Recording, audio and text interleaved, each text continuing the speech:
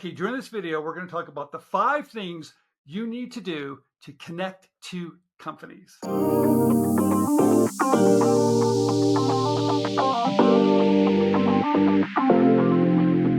Okay, everybody, Stephen Key here, InventRight TV. I have Dana Knowles. She's the queen of Gateway, or what are you calling yourself these days, Dana? I'm still the queen. I'm gonna keep that role for a while. I think until I'm not the queen anymore. But I don't know if there's anybody that can replace me, Stephen. I'm just saying. I don't know. I think that's true. I like to think that, but everybody's replaceable. But I like to think that I have a special role over here Not everybody's clients. replaceable. Hey, I want to talk about the 5 things that you can do to connect to companies to license your product ideas. All right. So everyone, if you're listening, if you've got a great idea and you want to get to these companies, because sometimes it seems like it's really easy and you might be doing some stuff that's causing them not to respond, or maybe they're ghosting you or whatever. But we're going to talk about the 5 things you can do to connect to companies. So the first thing I have on our list, number 1, is research. Dana, why is research? I know you spend a lot of time researching, matching a product with the company. Why is that so important? Because when any inventor sends a product to a company, you want to make sure it's somewhat in their wheelhouse and a good match. A good match. That's what we're trying to do. We're trying to fit that puzzle piece into that puzzle, and if it's 2 different puzzles, it's not going to match. And then in the big scheme of things, the inventor could not look professional, like they didn't do their homework. They don't know what we carry. They don't know what it's kind of like, sending over, if we'll just talk about pets. Pets is pets. There's tons of pets. Well, just because a pet company is in pets doesn't mean that maybe they only do pet bowls. Maybe they only do plush toys.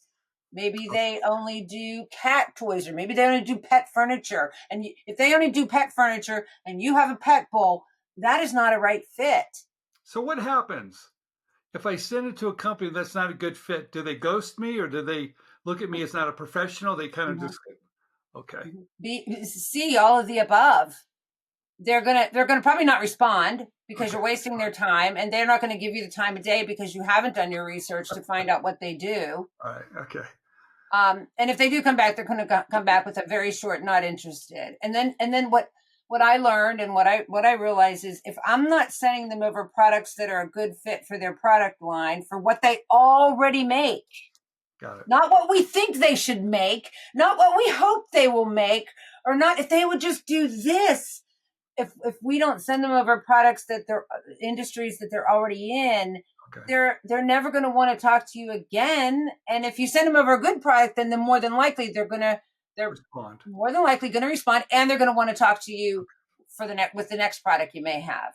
Okay, good. Yeah, guys, research. Make sure it's a good well, fit. And there's another angle on researching, though. Is who are you reaching out to?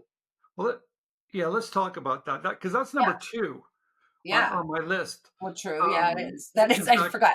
I didn't look at your list. Sorry. In fact, it's a little further down. It's number 5. But number 2, before we get to that, number 2, Dana, what is the correct way to reach out to someone? Is it email, LinkedIn, telephone number, all of above? What do you do? Because I know you're really good at this. We don't. You know what? There's no answer to that, because some people prefer LinkedIn. Some people. I got into a company last week and I said, how do you prefer? He's like, yep, we're open. I'd love to see what you have. We're always looking for innovative products. And the next question was, well, how would you like me to get this marketing material to you? Do you prefer email or LinkedIn? Of course, then he would have to, I'm on LinkedIn with him, so he would have to give me his email. And he said, send it here, which meant send it on LinkedIn. And I send it on LinkedIn, and we're having a conversation back and forth on LinkedIn. That's his preferred. And I think this is why I think a lot of people like LinkedIn, is because everybody gets bombarded with emails.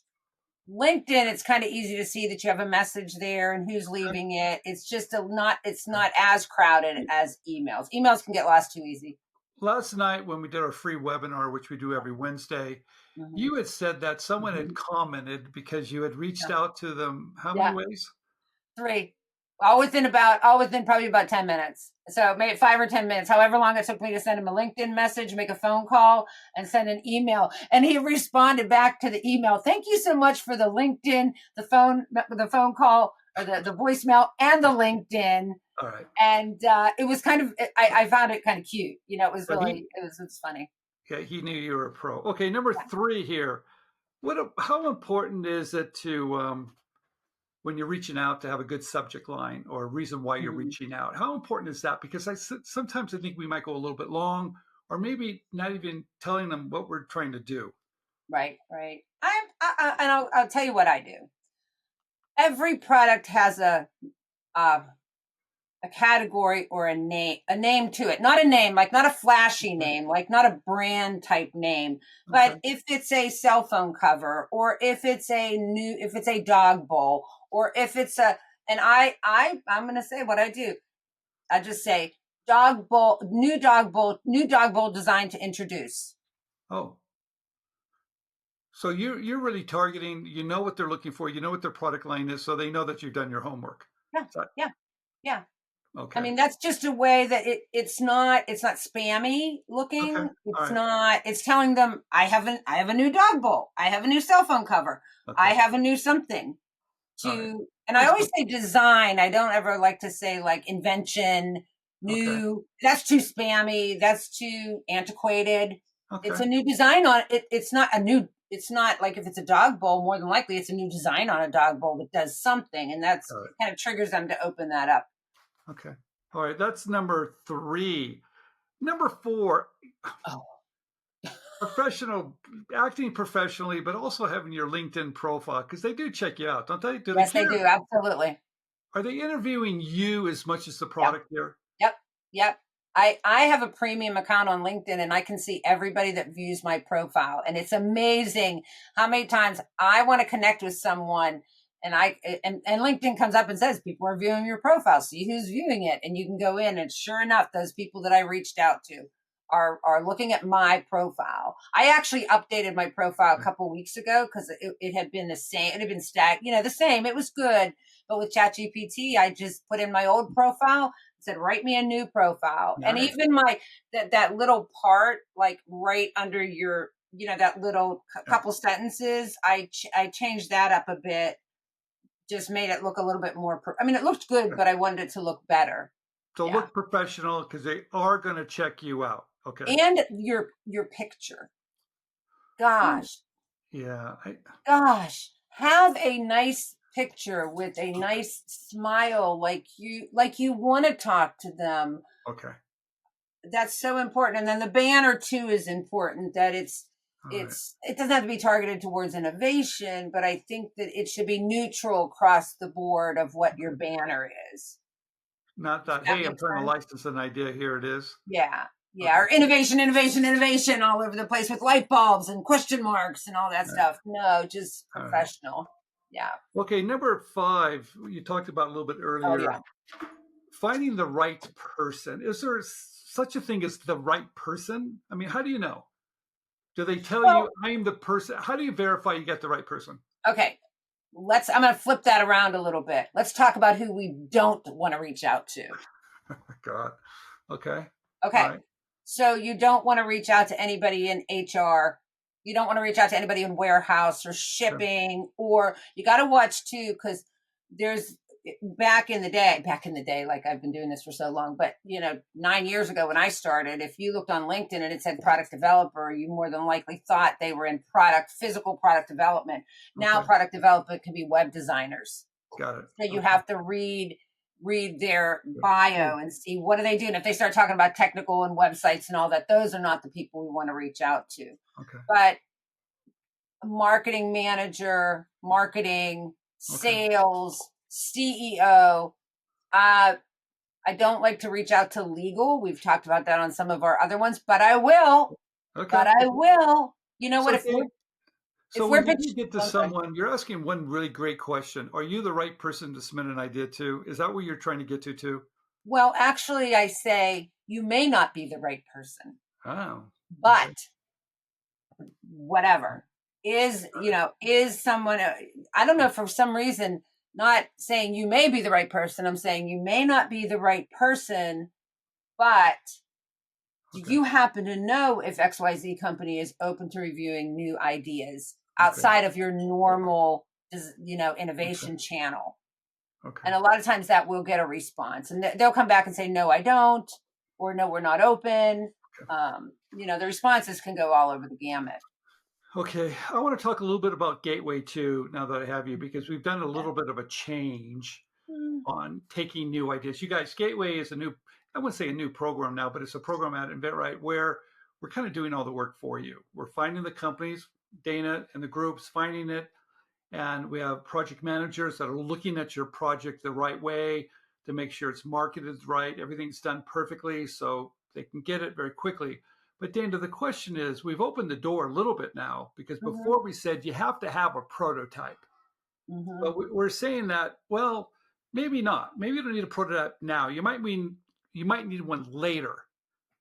So if I have a sketch, is that going to be enough for me to submit to Gateway? Possibly. Possibly. How about if I describe my idea in a paragraph very distinctly, saying this is what my product does? That is a little bit harder, I think. Okay. Of course, everybody's still going to have to call us and talk to us about the industry and all that before we send the application. But, some products need physical prototypes. And you're absolutely right. We were in Gateway, we were saying we wanted a physical prototype. Now we're realizing that some simple ideas, virtual prototypes are fine. And if you have this is how I look at it. If you have a sketch on a napkin or a drawing, or something, you get something drawn up and you can explain the benefits of it, and we decide that we may want to move forward with it, it's not that far of a stretch to say, okay, we're going to go ahead and go forward with but we're going to need a virtual prototype, because you have to have something to send to a company. You can't just send them a paragraph. So we're opening it up a little bit more, because I think we InventRight for the benefit of the inventor have kind of been so narrow in what we're looking at that we've realized now, because we've had Gateway clients come in with prototypes made out of cardboard. And they were good enough to kind of take to the next level. They were good enough.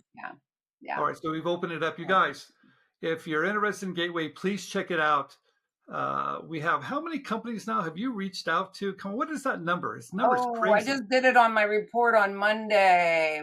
How many did I say? I think, was it well over the 900s? So you guys, and how many categories? A lot of categories. So my gosh, I don't even know how many categories. It's a lot of categories. I don't even know. So, yeah. Oh, I'm sorry. No, I'm sorry. We're just over a little over 9. Right now, we're a little over 900. Okay. Hey, so if you got an idea and you want to get it to the right companies and you need some help, please check out Gateway. We can help you get it to the right companies and make sure it looks good to get those licensing deals. Yes, Dana. Well, one other thing is we've had a lot of people that have come in that did not have a prototype, that I just want to do a shout out to them, that you may want to give us a call and reconsider applying again at this point. Okay. Yeah. All right, everybody. Stephen Key, Dana Knowles, thank you for coming to InventRight TV. We'll see you next time. Dana, thank you for supplying us with the most current information on how to get to companies. Thank you. Thank you. All right. All right, guys. See you next time.